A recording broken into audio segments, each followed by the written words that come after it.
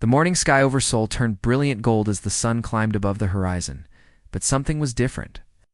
Captain Kim Tae-ho stood at the massive windows of the Defense Command Center, his coffee growing cold in his hands as he watched. Shapes appear in the clouds. They were not clouds. They were ships. "Captain," Lieutenant Park Min-ah's voice cracked with excitement and fear. "We have multiple contacts appearing worldwide. They're huge, sir." Tae-ho set down his coffee and walked to the main console. The screen showed the same impossible sight repeated across every major city on Earth. Massive vessels, each one the size of a mountain, hung motionless in the sky. Their surfaces caught the morning light like cut gems, throwing rainbow patterns. Across the buildings below, "Are they hostile?" Ho asked, his training keeping his voice steady, even as his heart raced. "No weapons detected, sir. They're just ... sitting there." In the Blue House, President Lee Dong-min hurried into the emergency meeting room.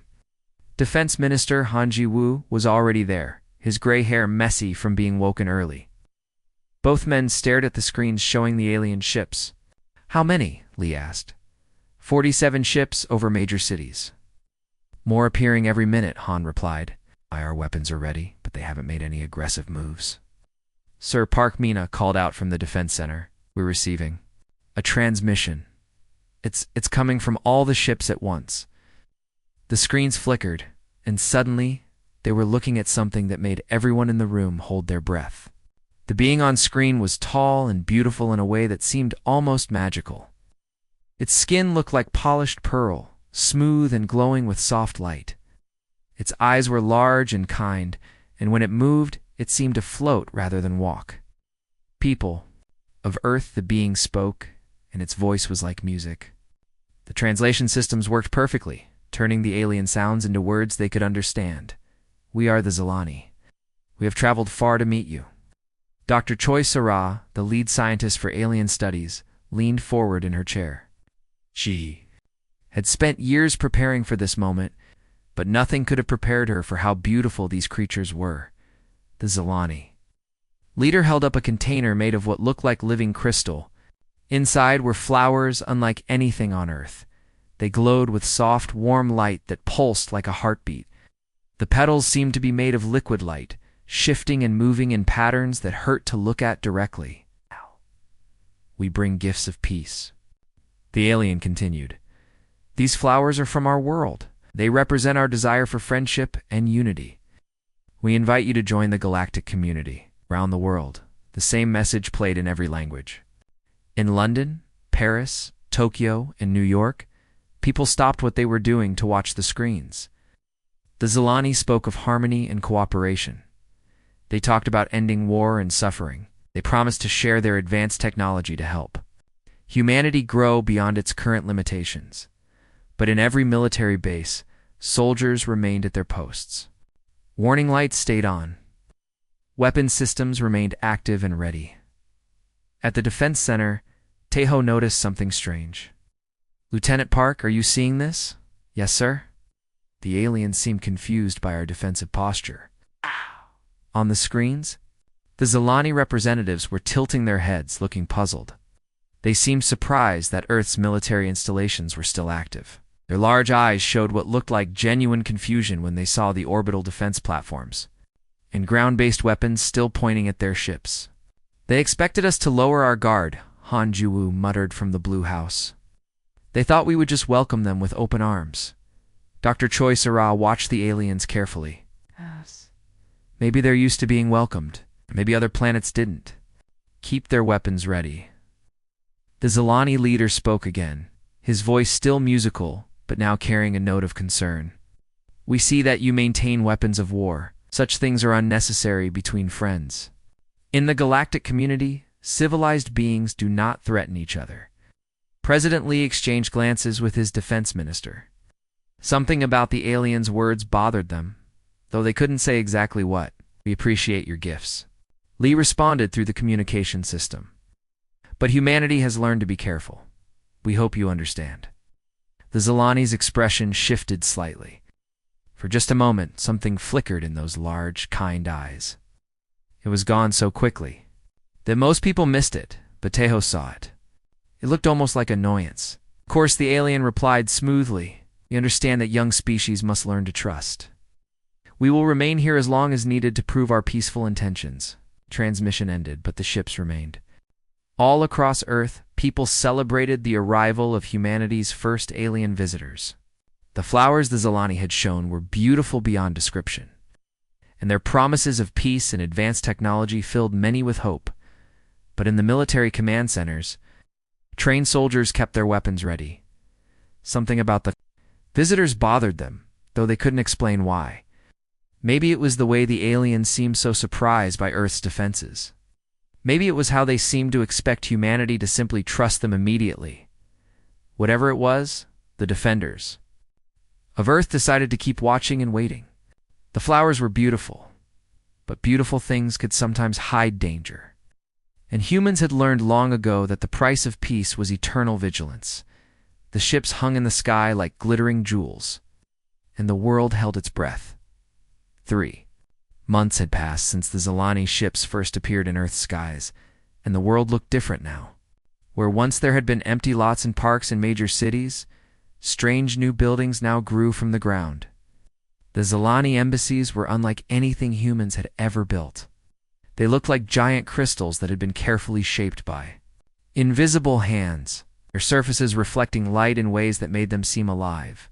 Dr. Park Jae-sung walked through the halls of the Seoul Embassy every morning, still amazed by what he saw. The walls glowed with soft light that seemed to come from within the material itself.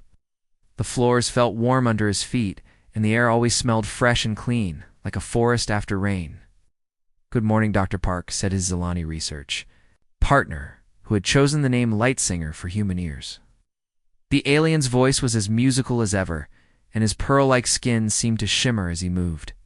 "Good morning," Park replied, settling down at their shared workstation. The equipment here was beyond anything Earth scientists had dreamed of. Machines that could look inside living cells and repair them instantly. Devices that could grow new organs from a single drop of blood. Medicine that could cure diseases that had plagued humanity for thousands of years. "We have made excellent progress," Lightsinger said, his large eyes reflecting genuine pleasure. "The cancer treatment protocols are ready for widespread use. Your people will no longer need to fear this disease." Park nodded, but something in his chest felt tight. The cures were real. He had seen them work with his own eyes. Children who had been dying were now healthy and laughing. Adults who had suffered for years were now free from pain. But the speed of it all made him uncomfortable. Why were the Zilani so eager to help? What did they want in return? "Your generosity is overwhelming," Park said carefully. "But surely you must want something from us." Lightsinger's head tilted in that puzzling way all Zilani did when humans asked difficult questions. "We want only friendship." "Is that so hard to believe?" Outside the embassy, Colonel Yu Haeonwoo sat in an unmarked car watching the building through dark sunglasses. His soldiers were positioned throughout the area, disguised as street vendors, delivery workers, and tourists. They had been watching the embassy for 3 months now, and the Zilani knew they were there. "Colonel," came a voice through his earpiece. "The ambassador is coming out again." You watched as the tall, graceful figure of the Zilani ambassador emerged from the crystal building. The alien looked directly at Yu's car and walked over. The colonel rolled down his window. "Good morning, Colonel Yu," the ambassador said in perfect Korean. "Still watching us, I see." "Just doing my job," you replied. The ambassador's expression remained kind, but there was something in his large eyes that made Yu's skin crawl. "Your job is to protect your people, is it not?" "We are not a threat. We're friends." "Friends don't usually mind being watched by other friends," you said. "Perhaps," the ambassador replied. "But surely civilized beings do not need to point weapons at each other. Your military installations serve no purpose now that peace has come." You had heard this speech before. Every week, the Zilani made the same suggestion. Earth should dismantle its weapons. Earth should trust completely. Earth should stop acting like a primitive, barbaric species and join the galactic community as a proper civilized world. "We'll keep our weapons, thanks," you said. "Old habits." The ambassador's smile never changed, but something flickered in. His eyes, of course, We understand that young species need time to learn trust. At the Blue House, President Lee Dong-min was having his weekly meeting with the Zilani representatives. The conference room was filled with gifts from the alien visitors. Glowing flowers sat in crystal vases, their light pulsing gently. Strange fruits that tasted like honey and dreams lay on silver plates. Art that seemed to move when no one was. Looking hung on the walls. Your people are making remarkable progress, the lead ambassador said. The medical advances alone will save millions of lives. We're grateful, Lee replied. But some of our citizens are concerned about the pace of change. Change is difficult, the ambassador agreed. But surely you can see that your old ways of thinking are no longer needed. Your weapons, your military, your defensive systems. These are relics of a barbaric past. Defense Minister Han Juwu shifted uncomfortably in his chair. Our military serves many purposes beyond defense. It's disaster relief, peacekeeping, research, all of which we can help you with, the ambassador said smoothly. The Galactic Confederation has better ways to handle such problems. More civilized ways. Outside in the streets, crowds of people marched through the city centers. They carried the glowing Zilani flowers and sang songs of peace. Signs demanded the dismantling of Earth's military. Speakers called for humanity to embrace its new future and abandon the weapons of war. No more armies, they chanted. More weapons. Peace with the stars. The Zilani watched these demonstrations from their embassy windows, their large eyes reflecting what looked like satisfaction. They nodded to each other in ways that seemed almost approving, as if the protests were going exactly as planned. But in the military command centers, soldiers remained at their posts. The weapons stayed ready. The defensive systems stayed online. Something about the visitors still bothered Earth's protectors, though they couldn't say exactly what. The gifts were real. The medicine worked. The technology was amazing. But the constant pressure to disarm, to trust completely, to abandon all caution, felt wrong somehow. Humans had learned over thousands of years that the most dangerous enemies were often the ones who came bearing gifts and speaking of peace. The flowers were beautiful, but flowers could hide thorns. And Earth's defenders intended to keep their weapons ready, just in case. The coffee in Dr. Kim Hae-won's cup had gone cold hours ago, but she didn't notice. Her eyes burned from staring at the computer screen, but she couldn't look away. The patterns in the Zilani language were finally starting to make sense, and what she saw made her stomach turn. It was 3 a.m. when she finally understood. The beautiful words the aliens spoke in public were not the same as the words they used when they thought no one was listening. She had been working on cracking their private communications for weeks, and now the truth was staring her in the face. No, no, no, she whispered, her hands shaking as she typed. The translation program was working overtime, turning alien symbols into human words. But these weren't words about peace and friendship. These were words about conquest and control. She grabbed her data pad and ran through the empty hallways of the Pacific Defense Command. Her footsteps echoed in the silence as she rushed toward the intelligence center. The guards at the door looked surprised to see her at this hour, but they recognized her clearance and let her pass. Admiral Nam. Dill, she called out as she burst through. The doors? We need to speak right now. Admiral Nam Kyung looked up from his desk, where he had been reviewing reports. His weathered face showed concern when he saw her expression. Dr. Kim, what's wrong? It's about the flowers, she said, clutching her data pad like a lifeline. They're not gifts. They're weapons. Within minutes, the secure briefing room was filled with Earth's top military leaders. The lights were bright, and the air felt thick. With tension, Dr. Kim stood at the front of the room, her data pad connected to the main screen. The flowers are scanning devices, she began, her voice steady despite her exhaustion. Every single one of them. They're mapping our cities, our military bases, our population centers, everything.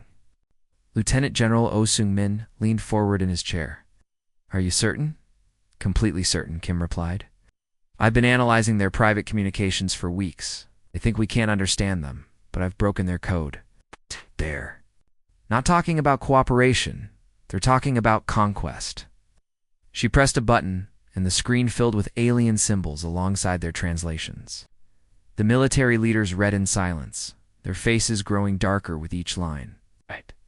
Call it the flowering, Kim continued. It's their standard method of conquest. They arrive at a planet, present themselves as peaceful visitors, and give out these scanning devices disguised as gifts. While the population is distracted by the promise of advanced technology, the flowers map everything they need to know for a successful invasion. Captain Lee Bora, the intelligence officer, had been working alongside Kim for the past month. She stood up and activated another screen. We've identified at least 17 worlds that went through this same process in the past 100 years. The pattern is always the same. First contact, gifts of flowers, promises of peace, then conquest. Admiral Nam's jaw clenched. What happened? To those worlds? 3 of them no longer respond to any communications, Lee replied. They're completely silent. The others, ... She paused, her face pale. The others are now resource extraction sites. The original populations are gone. Room fell into a heavy silence. Everyone understood what gone meant. The Zilani hadn't just conquered those worlds, they had wiped out entire species. How many people knew about this? Oh, Sungmin asked. Just the 3 of us until now, Kim replied. We wanted to be absolutely certain before we reported it, Admiral. Nam stood up slowly, his hands pressed flat against the table. They expected us to disarm. They thought we would be like the others. Exactly, Kim said. In their private communications, they express frustration with what they call humanity's primitive paranoia. They can't understand why we won't abandon our weapons and military. They expected us to welcome them with open arms and then become helpless. But we didn't, Nam said quietly. We kept our weapons ready. And that saved us, Kim replied. Every other species they encountered dismantled their defenses after first contact. They trusted completely. We didn't. Captain Lee pulled up another screen showing intercepted communications. They're getting impatient. Original plan was supposed to take only a few months. They expected Earth to be defenseless by now. Admiral Nam walked to the window and looked out at the dawn sky. Somewhere up there, the Zilani ships were still waiting. For months, Earth's leaders had wondered why the aliens seemed so eager for humanity to abandon its weapons. Now they knew. They made one critical mistake, Nam said, turning back to face the room. They assumed we were like all the other species they had conquered. They thought our weapons were primitive toys. They thought our military was just a relic of a barbaric past. But we're not like the others, Kim said. Humans have been fighting wars for thousands of years. We've learned to be suspicious of enemies who come bearing gifts. Now we know the truth, Nam replied. The question is, what do we do about it? The room was quiet for a moment as everyone considered the implications. Earth was facing an enemy that had successfully conquered 17 other worlds. An enemy that had been planning humanity's subjugation for months. An enemy that had been using gifts of beauty to hide weapons of war. But this enemy had made a mistake. They had assumed humans would be like all the others, trusting, peaceful, and willing to disarm. They had not counted on humanity's long history of warfare, its instinct for survival, its deep suspicion of anyone who promised that weapons were no longer needed. The flowers had been beautiful, but they had hidden a terrible truth. Now, Earth knew what it was really fighting for. The Great Hall of the United Nations had never felt so tense. Representatives from every country on Earth sat in their seats, watching as President Lee Dongmin walked to the podium. The Zilani ambassador stood nearby, his tall, graceful form looking as beautiful as ever. But today, everyone knew the truth. We know what you really are, Lee said, his voice carrying clearly through the silent chamber. Behind him, massive screens showed the evidence that Dr. Kim Haewon had discovered. Alien communications, translated words, the horrible truth about the flowers. The Zilani ambassador tilted his head, but his expression didn't change. I'm not sure what you mean, President Lee. You lied to us, Lee continued.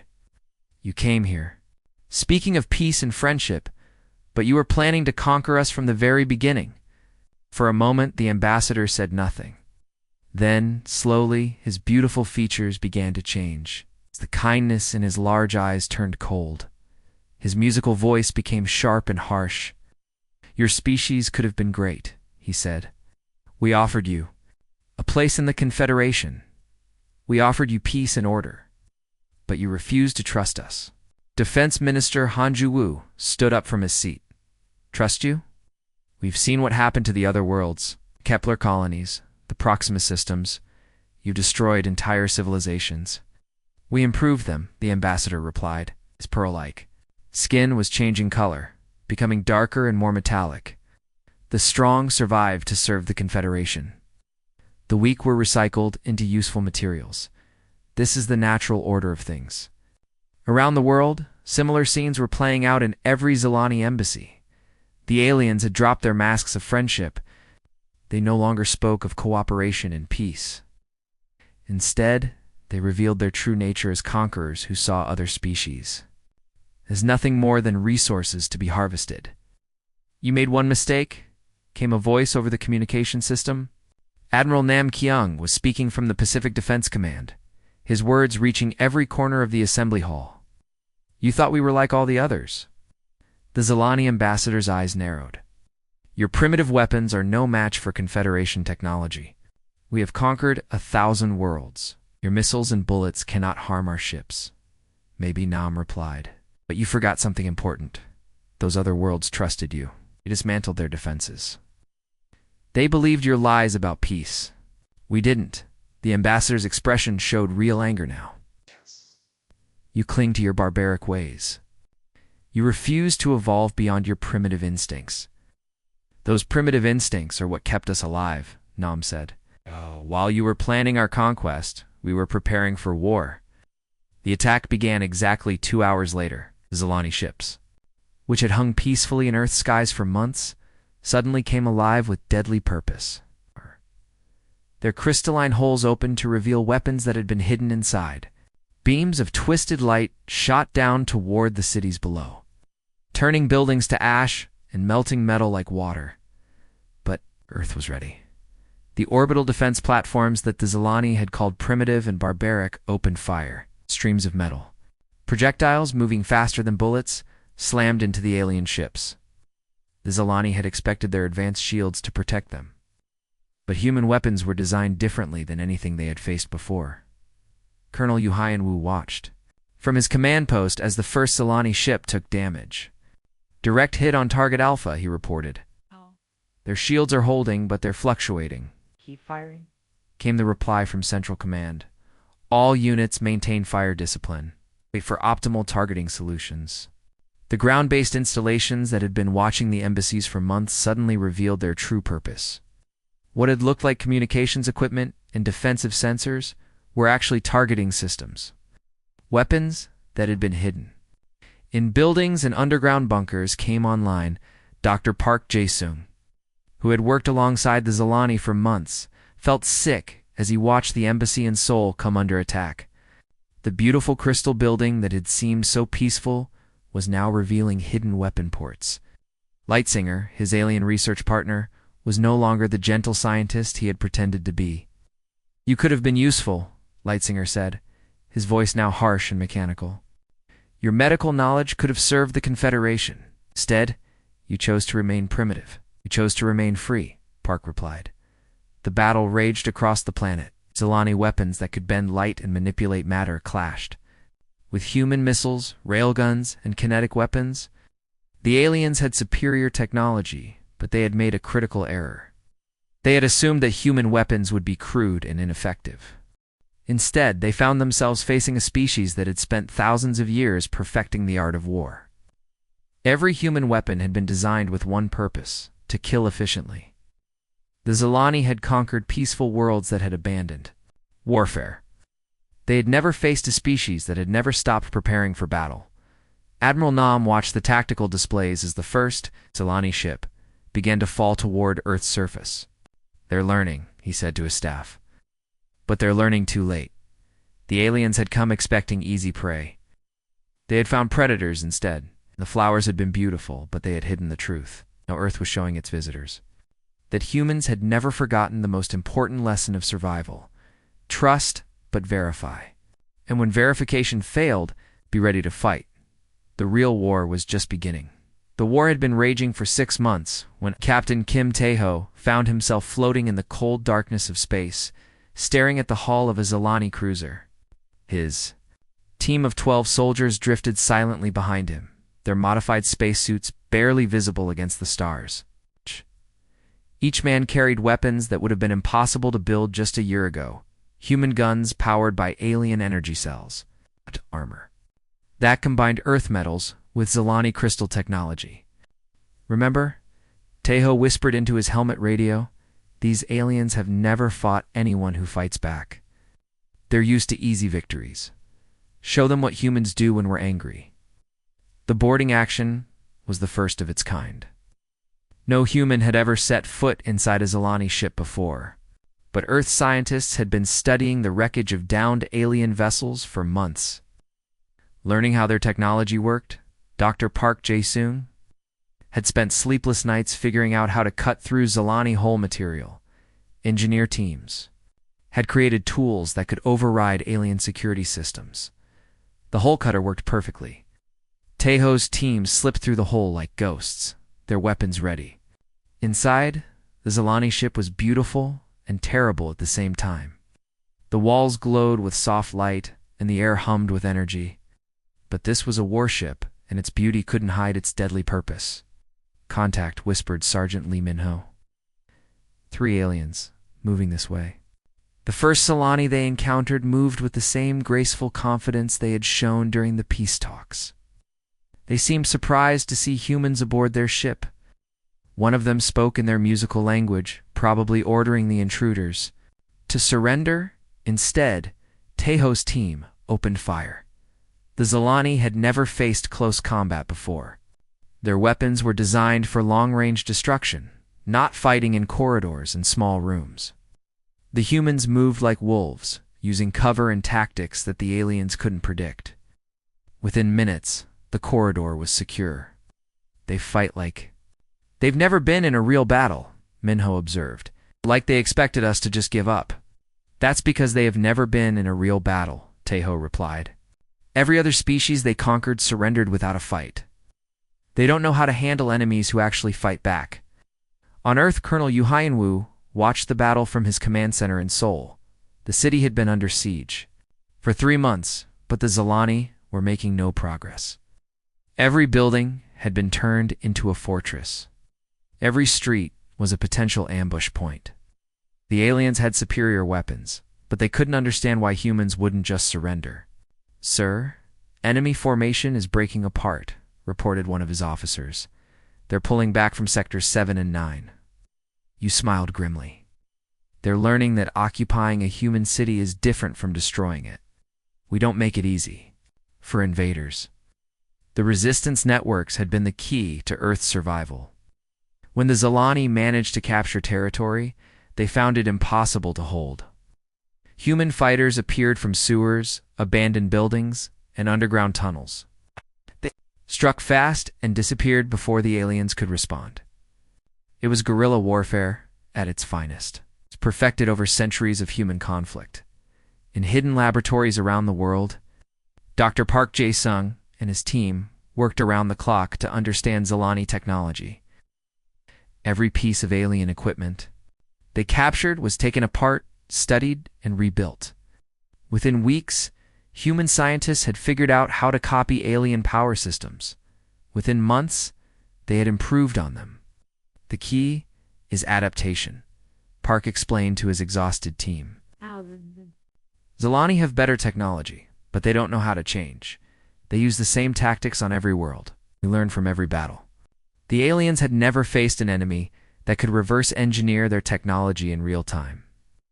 Every weapon they lost was quickly copied and improved by human engineers. Every tactic they used was studied and countered. The Zilani fought like they always had, but humans fought like they had never fought before, Captain. Kim Tae-ho's boarding mission succeeded beyond all expectations. His team captured the Zilani cruiser's main computer and brought it back to Earth. The information inside revealed the locations of other Confederation fleets, their weaknesses, and most importantly, their plans for Earth. They have 47 ships in this system, Admiral Nam Kyung announced to the Global Defense Council. But they have 300 more ships coming from other systems. They're bringing everything they have. Good, replied President Lee Dongmin. Let them come. We'll be ready. The final battle took place in orbit around Earth. The Zilani brought their entire fleet, expecting to finally crush human resistance. But the humans who met them were not the same species that had first welcomed the aliens 18 months ago. These humans had learned to fight with alien weapons. They had adapted Zilani technology to human tactics.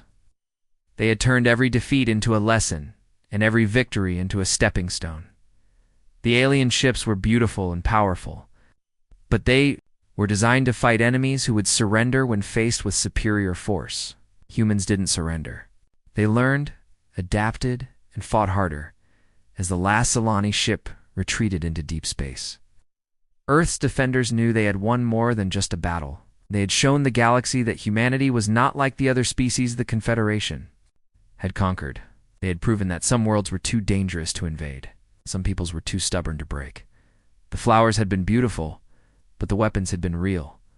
And in the end, that had made all the difference.